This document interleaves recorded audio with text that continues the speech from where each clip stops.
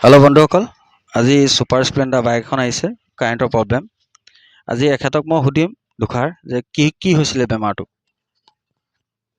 মই মানে কি ধৰি লওক মোৰ বেটেৰীটো আগৰ বেটেৰী আছিলে, কিন্তু বেটেৰীটো মানে কি মেকানিকৰ ওচৰত মই যেতিয়া দেখালোঁ তেতিয়া ই ক'লে যে নাই বোলে তোৰ বোলে বেটেৰীটো বোলে বেয়া, বোলে তই নতুন বেটেৰী লগাব লাগিব।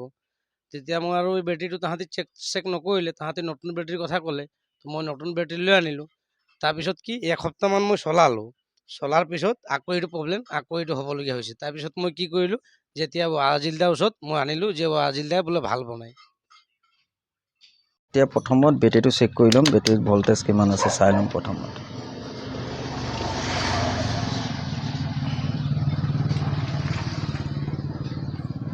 (01) মানে বেটেৰী ডাউন আছে।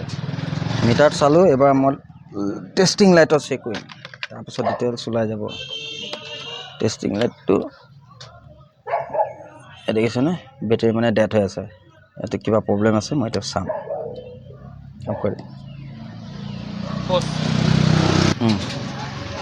এতিয়া মই ফিউজটো প্ৰথমত চেক কৰি ল'ম, ফিউজটো অ'কে আছে নে নাই। ফিউজ অ'কে আছে।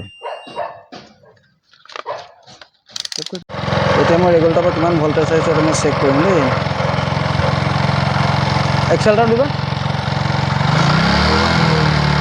ৰেগুলেটৰৰ পৰা অ'কে ভল্টেজ আহি আছে, বাছ চেক কৰি দিম। ফাইনেলি মই বাইকখনৰ বেমাৰ পালোঁ, বেটেৰীটো। এবাৰ ৰেগুলেটৰৰ পৰা যিটো কাৰেণ্ট আহি আছে ছাপ্লাই, সেইটো অ'কে আছে। এতিয়া আমি বেটেৰীটো কোম্পানীৰ পৰাই বেয়া আহিছিলে, ইয়াক আমি এতিয়া এক্সচেঞ্জ কৰিম।